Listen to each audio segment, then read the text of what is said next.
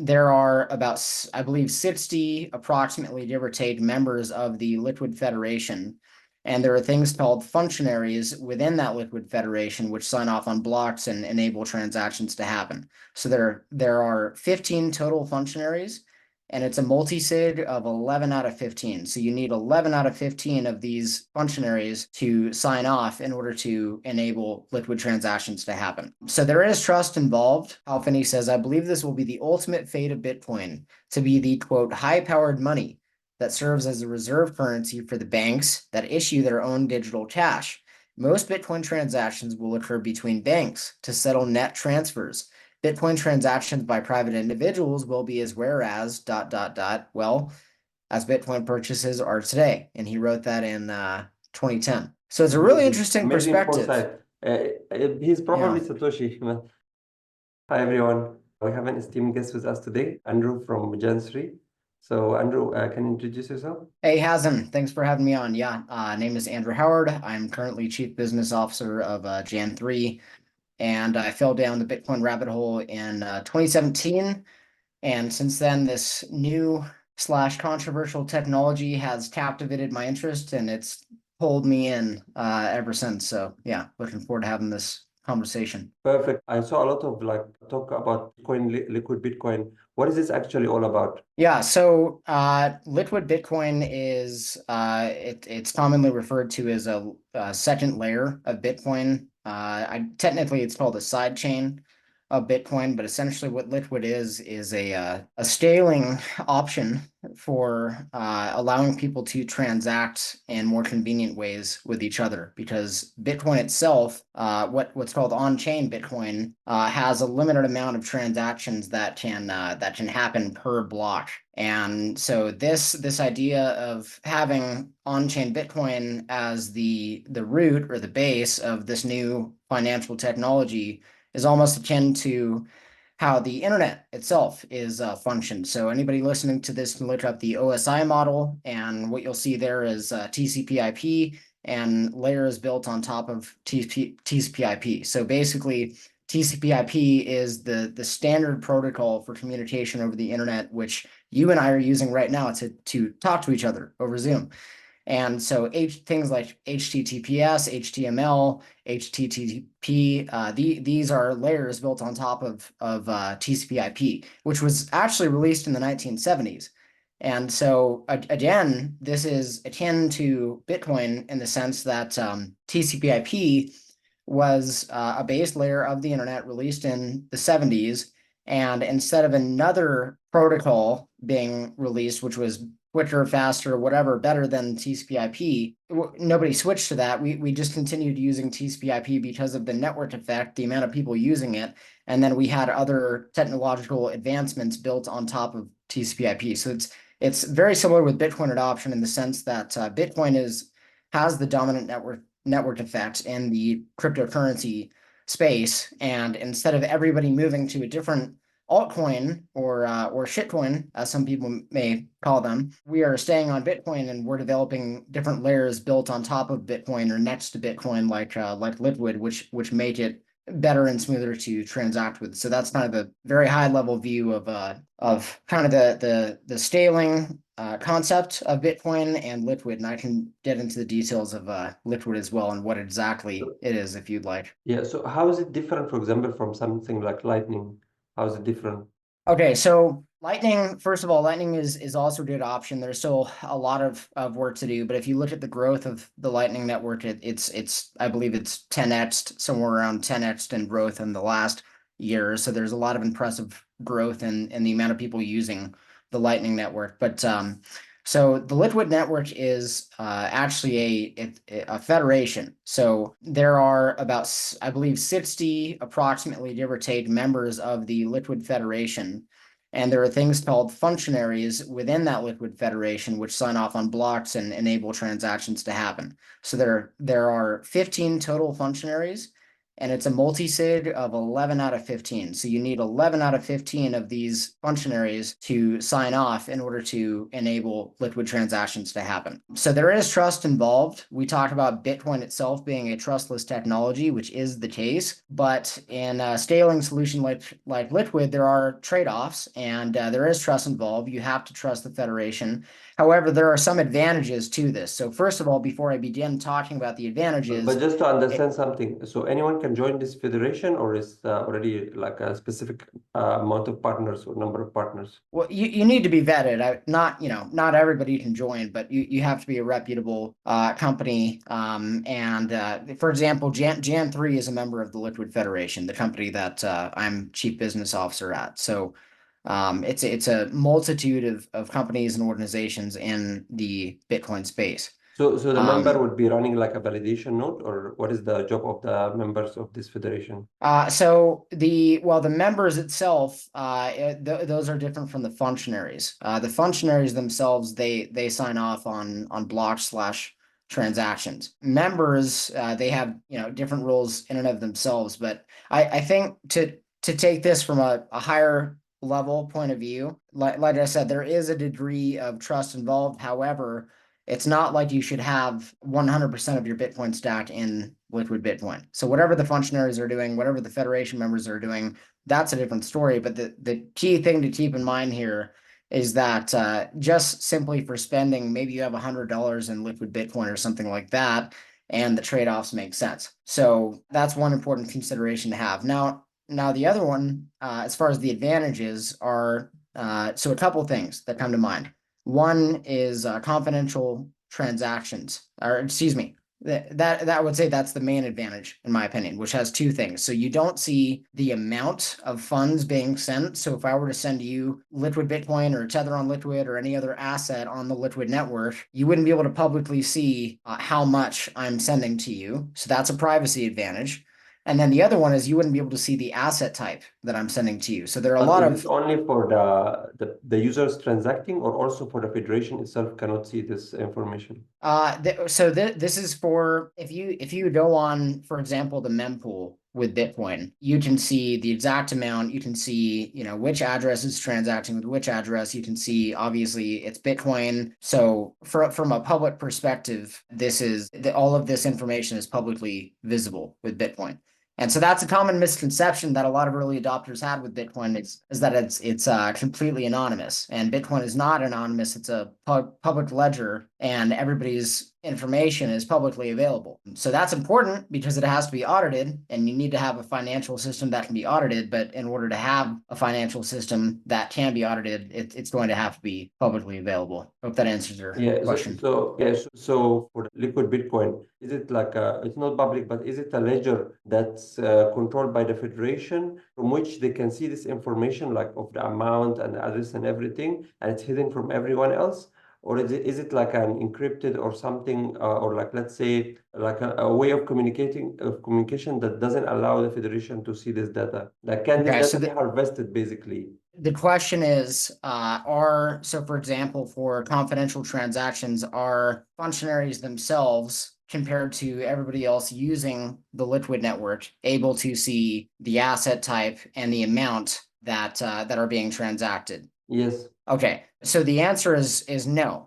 Even functionaries themselves are not able to see what kind of asset is being transferred or the amount that's being transferred. It's simply the sender or the receiver. So if I send you Liquid Bitcoin or Tether on Liquid or any other asset that's on the Liquid network, only I know the amount that I'm sending to you, and only I know the asset type that I'm sending to you, and vice versa. I see. So basically, it might be even more private than the Lightning Network then. In that sense, it is. The Lightning Network is also significantly more private than on-chain Bitcoin. But you Definitely. have seen initiatives from, for example, companies like Chain Analysis, stating that they're working on surveilling the Lightning Network, and so Yeah, as long as maybe it's that's like an not issue there. easily accessible for mass surveillance, I think it should be fine.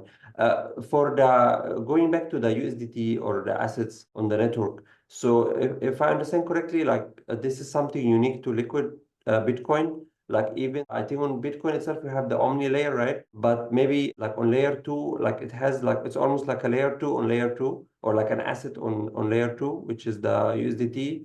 And I already actually tested it yesterday. It's very fast. It's amazing.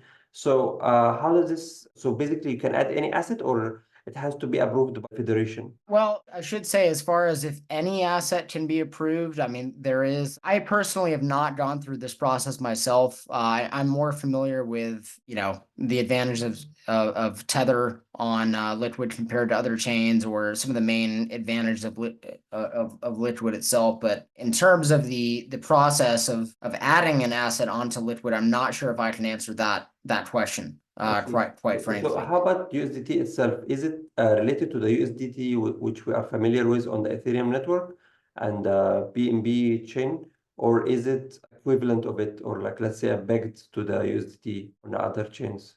Yes. So USDT, Tether, that's a centralized company, of course. It's a very profitable centralized company. And so Tether itself, the company runs the Tether token on various blockchains such as Liquid or Tron or ERC20 or the other Okay, so it's blockchains as run well. directly from Tether itself. It is directly from Tether. Okay. Yes. So going back to the idea about this, like having USDT, like as you mentioned, like shit coins or like that. I've seen like some arguments about this, but I want to hear it from you. Like for example, why do we have to support USD on any blockchain, given that we want something better than fiat in general? Also, like you can see in a lot of countries, fiat doesn't work totally. Obviously, the US dollar itself is losing value, but not as much as other currencies. So why do we have to repeat this experiment and still use the USD dollar within this new technology? Why not just use the liquid Bitcoin directly? I want to make sure I understand the question. So the question is essentially why use Tether in general if the dollar itself has problems and Bitcoin is a solution to that problem? Exactly. Yeah. Well, so here's the reality is that to somebody in the Western world or to somebody in a country with a stable currency, the need for a dollar, it's not relevant. It's just not. But in somebody in a country where they have hyperinflation and their government forces them to use the national currency, which is constantly being devalued, then the dollar will be in demand. That's just the reality. So let's here. I have a couple examples of this on a document. So okay, here's one. In 2023, Sudan, country of Sudan, banned the use of the US dollar, and that country had a 154% inflation rate. And so imagine being somebody who's born in Sudan. You're just, here you pop up in Sudan, that's where you're from. And you have this currency which is literally destroying your life, and you have no financial or stability in life because it's constantly being devalued. You're going to want the more stable currency. And so Bitcoin is the king of currency. Bitcoin is the most advanced form of savings technology that we have today. However, for somebody in a country like this, they are going to look at the dollar like it's king. They're going to trade the dollar on the black market, even if it's illegal. Okay, they're going to take their hyperinflating currency, go to some guy on the street, pay I don't know, however many percent premium, 7-8% premium, and get dollars. And so, like it or not, believe that Bitcoin is the next world reserve currency or not, that demand exists. Well, Yeah, just for the Tether, record, I'm totally understanding of the benefit. I just want the viewers to hear it from you. Because like, for example, countries like Egypt, it's not even 10% premium. It's like almost 50% premium on the dollar compared exactly. to the actual, even though the actual rate is already horrible, but still the black market is giving you 50% premium, which is crazy to think of. And people Uh, are paying it because they yeah, need yeah, it. yeah, because they need it for a lot of things. Like in order to get medicine or important imports or anything, you still need the dollar. So yeah, it's very crucial. But is there a plan like is this like when you adopt, let's say, the dollar on this layer, like the on liquid Bitcoin, is there a plan to phase it out or like to eventually get people understanding of the value of Bitcoin to the point that you don't need to think of the dollar anymore? Or like, is this incorporated into the plan of the federation, or it's like maybe like they want them to run in parallel indefinitely? That is Aqua Wallet. That's not the Liquid Federation, that's Aqua Wallet. I see. So So the Aqua wallet. yeah. So for anybody who doesn't know, Aqua Wallet is a Bitcoin layer 2 and stablecoin wallet, Tether wallet. And so we launched on January 12th, which was excuse me, January 3rd. We had the launch party on January 12th. That's why I got them mixed up. But we launched on January 3rd. Less than 2 weeks now, we've had over 7,500 downloads, which we're pretty happy about. And so the big focus is in Latin America, or really any country experiencing hyperinflation where somebody would want dollars. And so a big part of that is before Aqua Wallet, there were really no other major commonly used wallets which had stable coins and only Bitcoin. Most people who were using stable coins were using, for example, Binance Wallet, which has Ethereum, Litecoin, Solana, FTX, FTT, And it doesn't all have of these. Lightning or Liquid, so it didn't have any Exactly. Didn't alternative. have Lightning or Liquid, right. So here they are. They have these, they're using Tether on this wallet, but they have all of these distractions which are essentially gambling. And so our vision of Aqua Wallet is that, somebody's going to be using Tether on Aqua Wallet in order to live their life and escape hyperinflation. But as the dollar continues losing its value, they will move to Bitcoin on the same platform. When you open up Aqua Wallet and you go to the home page, let's see if I can just pull this up now so we have a visual. So when you open up Aqua and go to the home page, it says savings account at the top and spending accounts at the bottom, and it shows layer 2 Bitcoin and Tether. So I don't know if you can see that there. I don't think you can because of the glare actually. Anyways, you get the point. Is we want people to understand that Bitcoin itself is a savings technology, and so that's the vision that we have. Because as Voltaire said, he has this quote. He says, I think he said either fiat money or paper money eventually returns to its intrinsic value of zero, and so that's Yeah. what's always going to happen. It actually always happens. So this experiment is not new. It has been repeated countless times, and it always happens because it's very logically like conceived. Like if you don't have anything backing it, the asset, then obviously it will go to zero. Especially if it's infinitely printed. Like if it's fixed in numbers, even if it doesn't have any backing, the people will value it and cherish it. And if you it reaches the point of it's like supply and demand for any it's market dynamic. So yeah, the printing more money, obviously it will reduce its value. So speaking of Bitcoin and the dollar, there is like This episode is sponsored by DegreeSign. CoinExams platform was purpose-built by DegreeSign to be one of the best-performing platforms in the crypto space. DegreeSign is an agency developing web products with a long experience of building products from scratch for maximum performance and stability. Start today. Just email make at degreesign.com.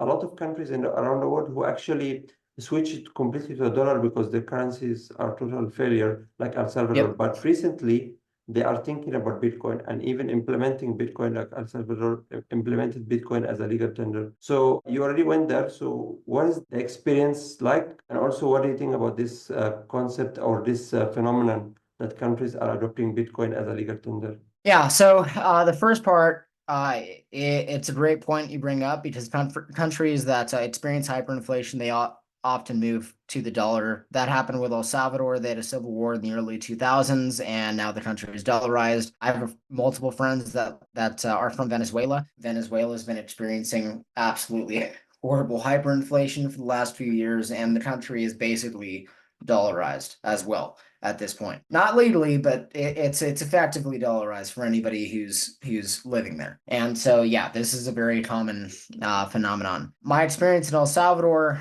first of all, it's very nice to see people moving back to their home country, which they had to flee from, and I'm happy to see that. I have a lot of friends from El Salvador, and they have family members who see that the country's legitimately improving and they're moving back to where they're from. And so that's really great because how sad of a thing is it to move to a country where you're from, where your family is, because life is just unbearable there. So that's great to see. I want to see my country. I want to see America embrace Bitcoin in some way, just like El Salvador is. So the improvements are undeniable. Every time I've gone there, I mean, I've been there 3 times. I'll talk with people in the taxi cab. I'll talk with people selling pupusas on the street. I want to talk with normal people and ask them, how do you feel that the country has changed in the last few years? Has life gotten better for you or has it gotten worse? Questions like this to see where their mind is at. And the overwhelming amount of people, almost everyone I speak with is extremely happy with how much things have improved. The younger people are feeling more opportunity there in the country. I mean, there was a notion that the only way to really make it is to leave El Salvador as a young person and go to places like the United States and then send money back home. But I do, at least my own observation is that the tide is slowly turning. I also think that people there have a natural, understandably so, but they have a natural distrust for the government there, which makes sense because if you've been, for lack of a better term, screwed over so many times in your life by your own government, then it makes sense that if things are nice for a couple of years, you're still going to have your guard up. So I get that. But it is amazing. I mean, it's funny too because Bitcoin, it's not accepted by everybody in the country. I believe the country has about a 25 to 30% adoption rate with merchants there. That's But really huge, actually. for example, the fact that, last time I was there, I actually took my dad there. He wanted to check out the country and see how it was. And right when we landed in the airport, you have to pay for a tourist visa kind of thing with the immigration there. Totally fine. And I paid for it in Bitcoin. And so I'm standing there. I just arrived in El Salvador. My baby boomer father is standing right next to me, and I just take out my phone and I pay a government official in Bitcoin. That is amazing. Yeah, That's just an it's brilliant. amazing And experience. actually, it's the answer to the CBDC and all these solutions that searching for a problem. Actually, Bitcoin already solved this. So especially giving the Lightning or liquid Bitcoin, all this like it's already solved, and it's the underlying asset is solid. So even though maybe it's not right for everyone at the moment, and maybe they still need to use like some stable coin or something, but like still like a very, very viable solution because we are in a digital economy. Like a lot of people, I hear a lot of arguments about we have to continue using cash because this is a solution. But at the end of the day, cash is also having the same intrinsic issues, like it's losing value and all these things, and it's still controlled by the government. If the government, it happened already in India, the government can come one day and say that this note is no longer valid and you have to deposit it in the bank.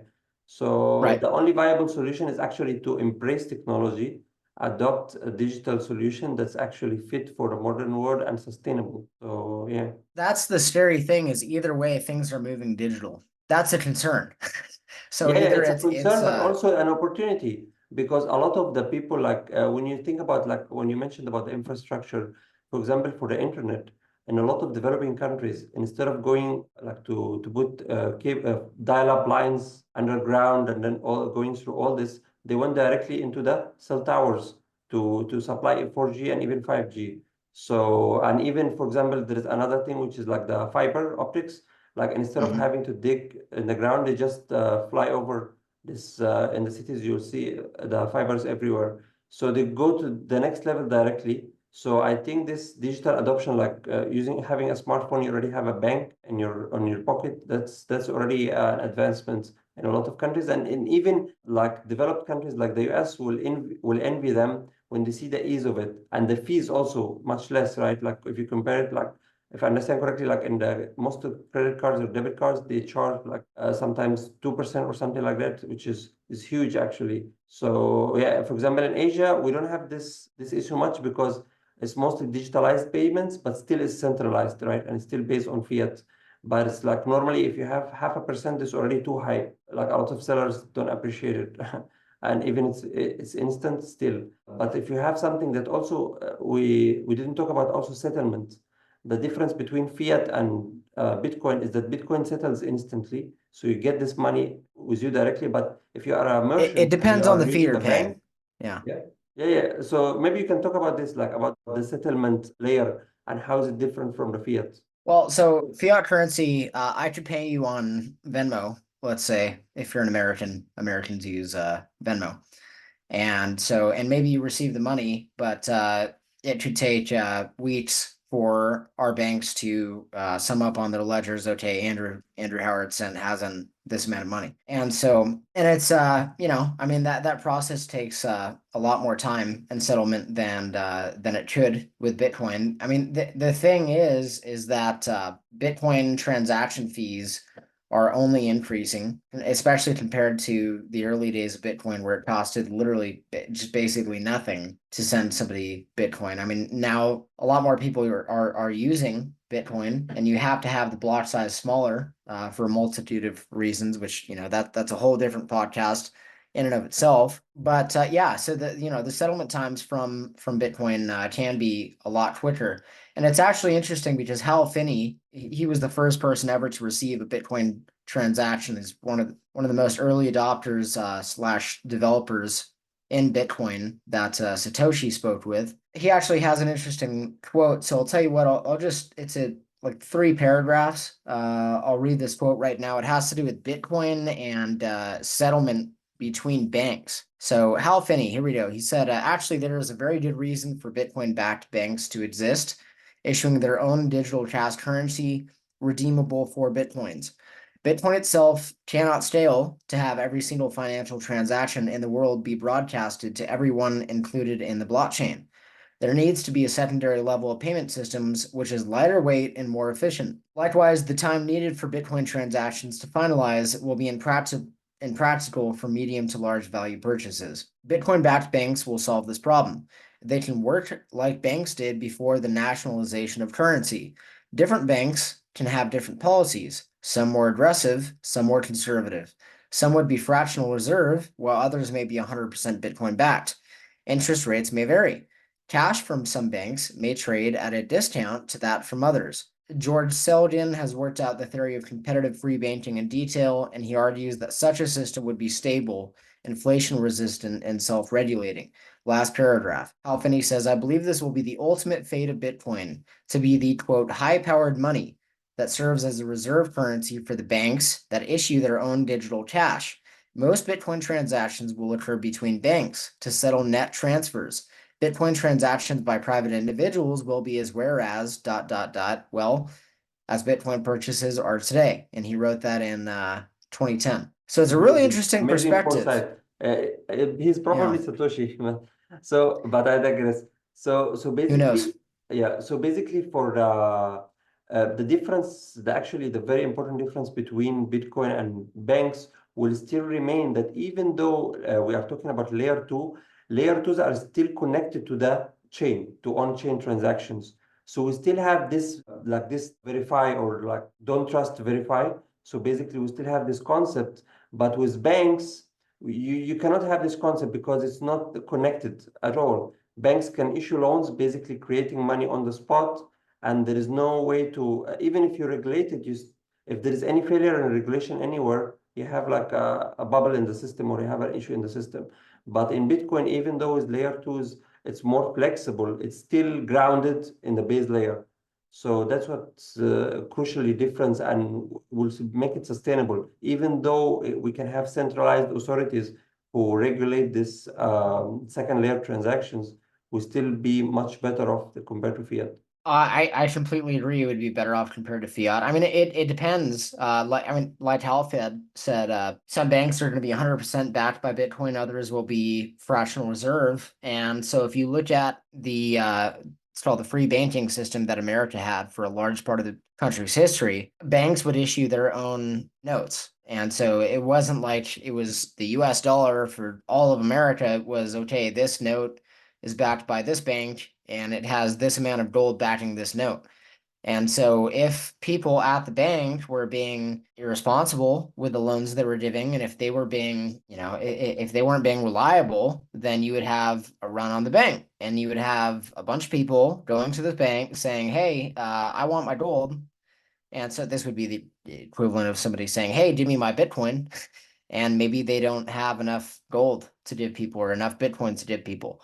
And so what happens with that is like Hal said, it's self-regulating. You had the most responsible, most reliable banks winning the business of people over the time because nobody wants to put their money in an institution which is not dependable.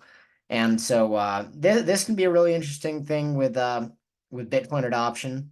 Obviously we would need some kind of way to have this trustlessly happen. I'm not an expert on Fetterman. I'm Yeah, not but gonna I'm act like just I thinking am, that but also the difference would be that in normal banks, even though it's fractional reserve, the real problem is that, like what happened with Silicon Valley Bank, we don't know how much assets they have. Like it's not transparent. But with Bitcoin, even if they have some reserves, they can publish these addresses and we can know how much exactly they have. Like right now, Exactly. maybe it's not even something in the future. Right now, centralized exchanges, the big ones, they publish their addresses and people can know at least estimate like how much they have. So they cannot, for example, say we have it and they don't have anything. At least they have substantial amount that's enough to sustain any bank run or any like let's say Bitcoin run and that yeah. Exactly. Yeah, that's the advantage of having a publicly viewable ledger is you can audit it. And so if financial institutions are using this, it makes perfect sense to have something that can be, okay, we can verify if ABC Bank says that they have the amount of Bitcoin that they have because they, prove that they have this address. And so there are a lot of advantages with that. Yeah, it's gonna be very interesting. Excellent. So, what do you think is the next step, or the future of this trend in like going to layer two? Do you think it's going to totally like as Halfini estimated, like it's going to be most transactions is going to be on these layers, or is this going to be like a little further ahead from now? I have two points to that answer. The first point is I always believe that you should self-custody your Bitcoin, and I think that's a very important ethos to have. However, the second point is that I, realistically speaking, do not see a world where 8 billion people will self-custody their Bitcoin and have complete control and responsibility over their own money. And so I do see a world where financial institutions will probably hold people's Bitcoin and issue them a, let's say, promissory note, which is hopefully trustlessly redeemable for that amount of Bitcoin. So you think And so something like that the ETF for Bitcoin, is it something in the right direction, or this is like the future? I think the ETF is good for the price, but I don't think it's necessarily good for the adoption because the ETF isn't redeemable for on-chain Bitcoin itself. And so what does that mean if the whole ethos of Bitcoin is don't trust, verify. And with the ETF, I have no other option than to trust and not verify. So Yeah. the only advantage you're gaining over the ETF is price exposure. You have no censorship resistance. You have no owning your own wealth yourself without any middlemen. You have none of that. And so many of the value propositions of Bitcoin are not prevalent with the ETF. And actually even the price itself may not even be much of a value proposition with the ETF, because if the majority of investors put money into the ETF versus Bitcoin itself, the bearer asset, then how are we to know that whoever the ETFs are not inflating the amount of shares that they're giving to people compared to the amount of Bitcoin that they have? Yeah, a lot of And people so actually maybe argue this about the gold derivative market that is being exactly. manipulated. JP Morgan's been fined many times for manipulating the price of gold and silver. And so, you're not some crazy conspiracy theorist for suggesting that the price of gold or silver or Bitcoin can be manipulated through these huge financial institutions because they've been caught doing it many times. And there is a conflict of interest at the end of the day. Like if they issue more shares, they basically get more money. So yeah, it's a simple equation. They have an incentive to issue more shares and be dishonest. They do. Now I would hope that the regulatory authorities can manage this and make sure that these institutions are being honest. But like we've seen, I mean, it's not like financial institutions are the most honest characters Yeah, but around. hopefully with Bitcoin, maybe with the public pressure or like the investor pressure, maybe they will be able to publish the proof of reserves, and then it will be much better compared to gold and silver, because it's like very Yes. complicated to prove gold reserves. Even if you have it in front of you, there's like a lot of ways to validate it. That's not very easy compared to Bitcoin, which is like instantaneous. So yeah. This is where things get very interesting, is because okay, you have a gold ETF and you have ABC corporations say that one share is equal to this amount of gold bars, but how do we audit that? And even if you have somebody go into the vault and look at every single bar of gold, are we going to audit every single bar of gold that it's actual gold, or it's just it's got gold gold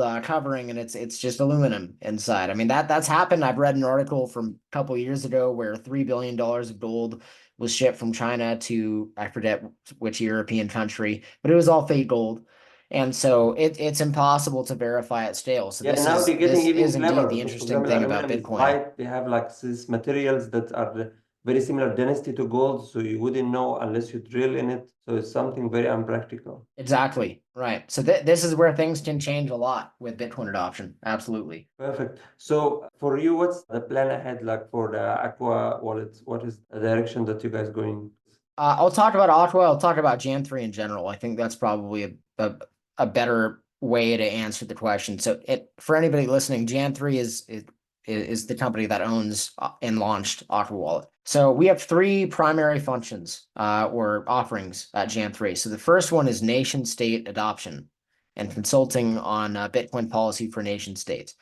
And so our CEO, Samson now, he's a very public guy, been around Bitcoin for a long time, a decade. And Samson is the original architect of the concept of a Bitcoin bond. Samson has advised El Salvador on Bitcoin adoption. Last month, Samson, our CEO, and then Ben, our chief operations officer, met with the president of Colombia, as well as the president of Suriname in the same week, and talked about Bitcoin with them. And so we see this as a very important and often underrated activity that we need to be doing, is educating policymakers about Bitcoin, because this is a technology that a lot of policymakers are realizing it is not going away at this point. And so if you were to just ban the internet compared to embrace the internet 25, 30 years ago, if you embrace the internet, your country will be more prosperous. And so the same thing applies with Bitcoin or any other breakthrough technology that exists. And so anyways, that's the first aspect of Jan3. Second is Aqua. And so Aqua, we talked about it on a lot of this podcast. It's a Bitcoin and Liquid and Tether wallet. It's extremely easy to use. So when you download the wallet and you open it up, one of the taglines is the Bitcoin wallet that your grandmother can use. We want it to be just extremely easy, because getting in Bitcoin is very complicated. It's a lot of questions that happen with this. So we want to make the UI UX as easy as possible for the average person to use. And so that's the second. Third is what's called Jan3 Financial. And this is a place where we can help high net worth individuals, family offices, companies, institutions, and nation states acquire Bitcoin themselves.